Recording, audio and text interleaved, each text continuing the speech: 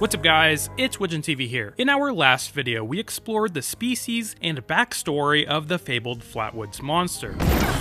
We found out that the radio drama, Who Goes There, is in fact based off a real alien abduction. We also found out that the Flatwoods monster belongs to the same alien species known as the Zetans, which have appeared in every Fallout game since Fallout 3. In this video, we're going to continue to dive into the lore of Fallout 76's cryptids with the Wendigo.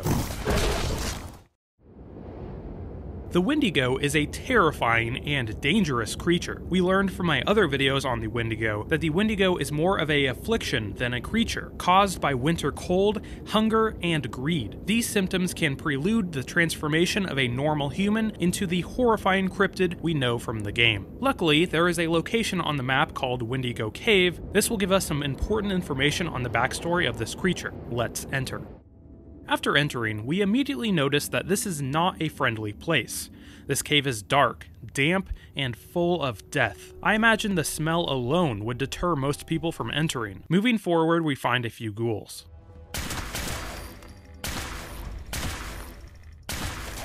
Down a step, we can find several intact skeletons of what look like army soldiers. Next to a fireplace, we can find a holotape called Windigo Cave, Soldier's Story. World is over.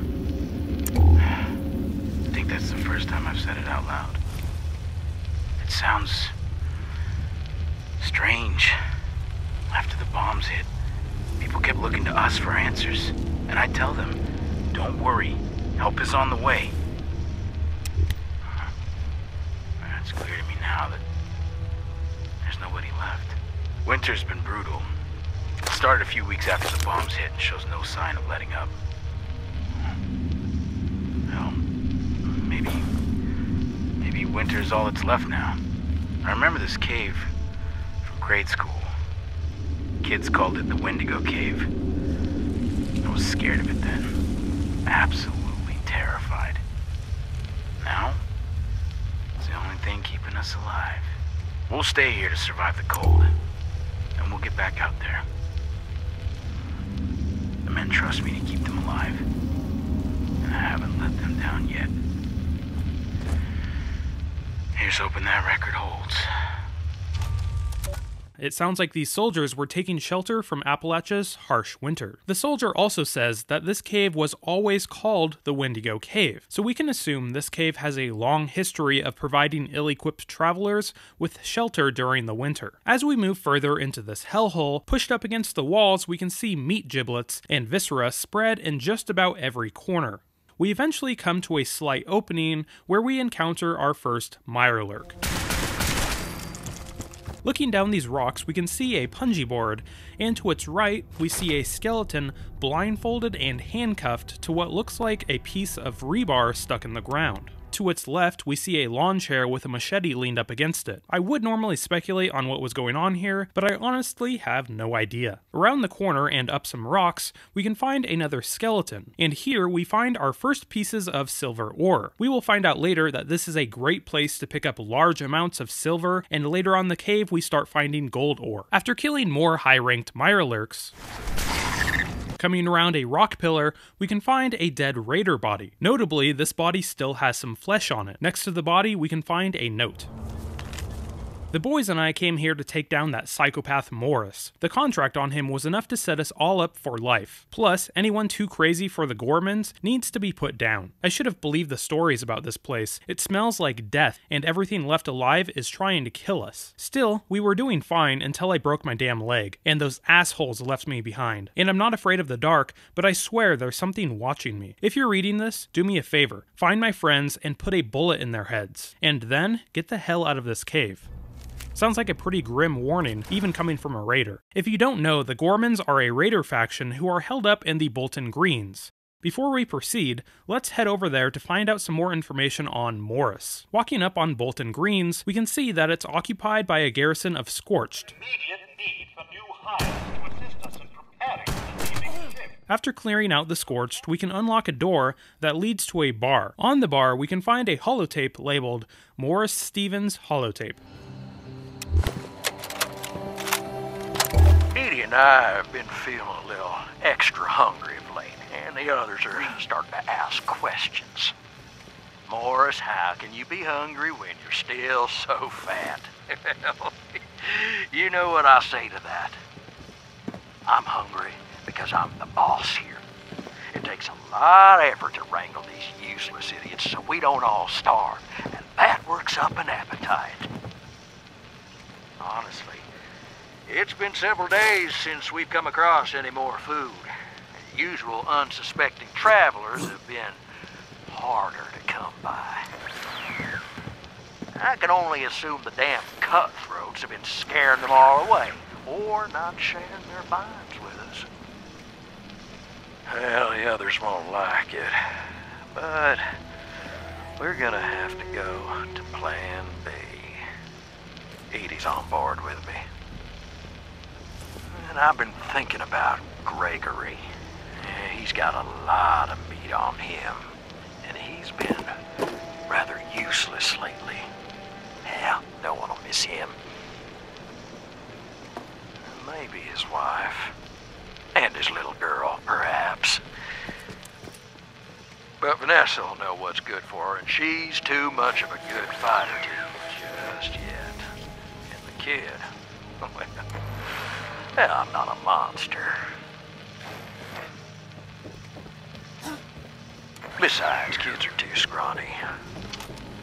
So it sounds like the raider gang, the Gormans, would kidnap travelers and cannibalize their bodies. If we head upstairs, we can find the gruesome remains of one of these feasts. So apparently Morris ran off to Windigo, presumably with his wife, Eddie. Alright, let's head back to the cave to find Morris and Eddie. Returning to where we left off, we can push through quite a bit more cave, slaying several Mirelurks on the way, until we reach a larger opening with a small waterfall showering in the middle. To our left, we lay eyes on a Wendigo. My first instinct was to run, but these creatures are fast. If you want to get away from one, your best option is to climb, not run. This creature's speed and screech attack makes it really hard to handle in combat, but with enough bullets, you can take it down.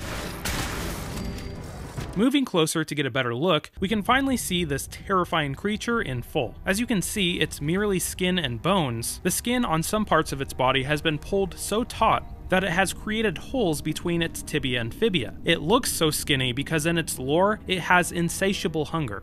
Looking around the cavern where we first spotted the Windigo, we can find a note next to a skeleton. Morris hunts people from the road, but he won't share the meat. I've been living off the scraps, but the toenails keep getting caught in my teeth. Now he's starting to look at me strangely, with hunger in his eyes. He's changing. We both are. Question is, who's going to feast first? Eddie. So this must be Eddie's body. Truly horrible imagery in this note, but it sounds like both of them knew that they wanted to eat each other. I wonder what one broke down first. Turning around, we can see a holotape placed on a rock next to a pile of viscera. Darling Edie, oh, how delicious you were. The sweet taste of your flesh as it passed down my throat. Oh, the syrupy warmth of your blood as it filled my stomach.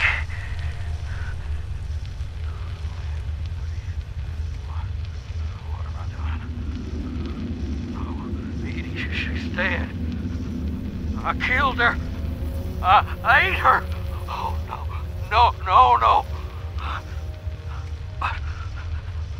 But I had to. I must eat. So hungry, starving. Need more. More flesh. More blood. Need more. Find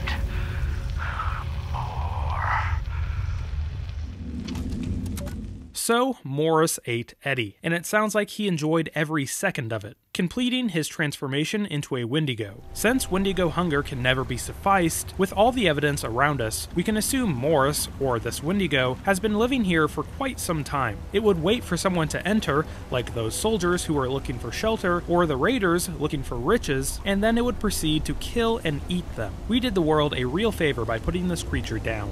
Now that we have explored the Windigo Cave, we can now head over to the Uncanny Caverns, where we can get some more information about the Wendigo's folklore. Here we can find the first of 2 radio dramas sitting on the reception desk.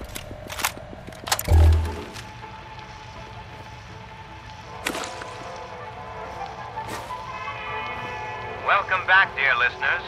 It's time once again to put aside all you think you know, all you believe to be true. Time to open your mind to the strange, bizarre, and sometimes terrifying world that exists in the shadows and fringes of our own, where myth, legend, and rumor are made real. Yes, it's time for more thrilling tales from the West Virginia hills. It has been said that money is the root of all evil. So, when greed knows no bounds and avarice goes unchecked, what other appetites might take hold? Tonight's gripping tale, Curse of the Windigo, chews over this very question. We begin at the Corvega Auto Assembly Plant in Huntersville, West Virginia, where plant owner and operator Richard Moore is known for squeezing every ounce of profitability from his workforce.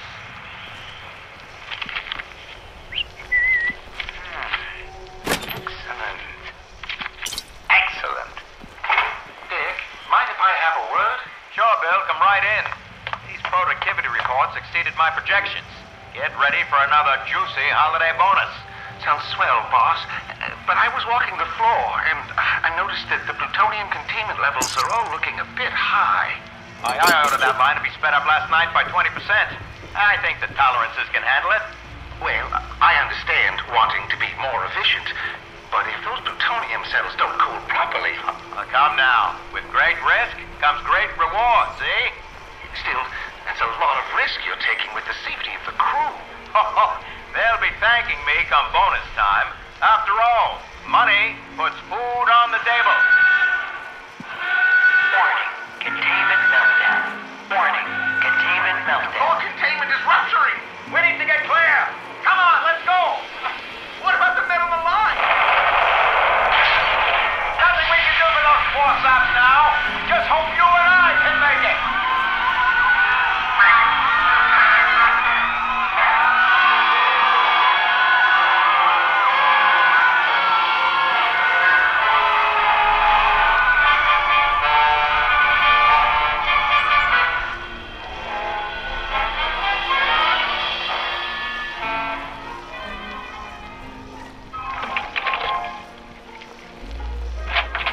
Darling, we're home.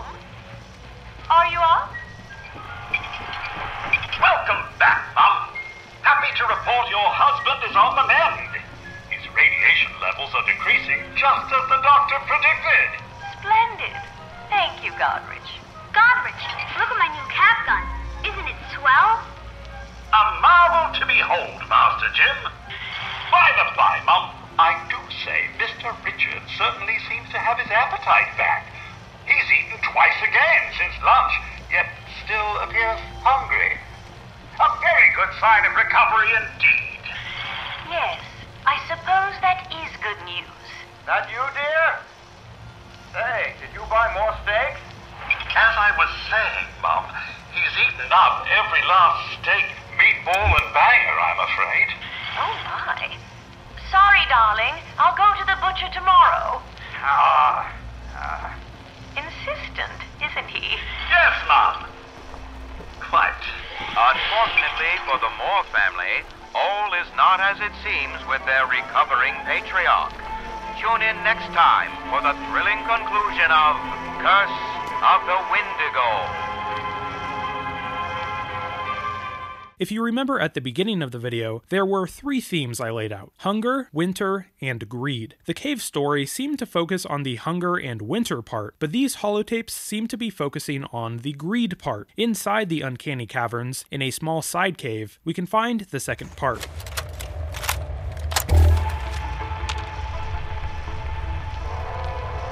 Tonight, we bring you the final chapter of Curse of the Windigo. When last we left off, Richard Moore was recovering from radiation exposure. His family had just returned home. Can I show Dad my gun? Jimmy, I told you, not in the house. And remember, you can't go into the bedroom yet. Aw, stupid quarantine. I know it's hard, sweetheart, but we just have to be patient. This happens to lots of people with important jobs like your father's. Okay, I won't go in. I'll just say hi. Dad? Dad? Did you fall asleep? Jimmy, that you out there, sport? Yeah, it's me. Jimmy, I'm hungry. Okay, Dad. I'll go tell Godrich to make you something. No. Why don't you come in, son? You pay your old man a visit.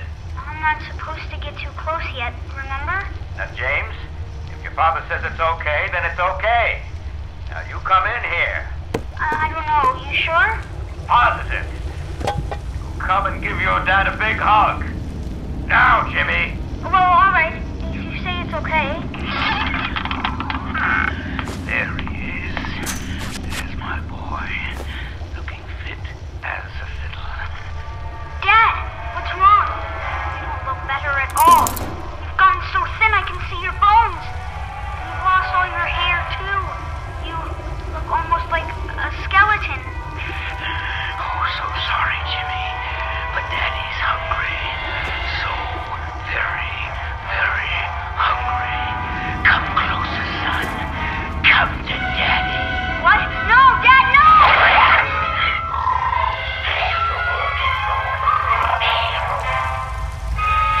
Was it the radiation, a side effect of the medication? Or was it greed that caused this carnivorous transformation? We may never know. Be sure to tune in next week for another thrilling chapter of Tales from the West Virginia Hills. So there's the story of the Wendigo, one of the most fleshed out cryptids in the game. Fallout 76's version actually matches up with the real life folklore pretty well. Head over to my other video on the Wendigo if you want to learn more about that. I'll have a link in the description and in the cards above. Alright, that's all I have on the Wendigo. I hope everybody enjoyed the video. If you did, make sure to like and subscribe. It really helps out my channel. Also, if you've made it this far in the video, consider joining my channel's membership. You get a cool little Mothman or Flatwoods symbol next to your name when you comment, and it goes a long way in supporting my channel, so thank you. Also consider following me on Twitter. It's the best place for me to keep in contact with you guys. But anyway, this has been Widgeon TV. Thanks for watching, guys.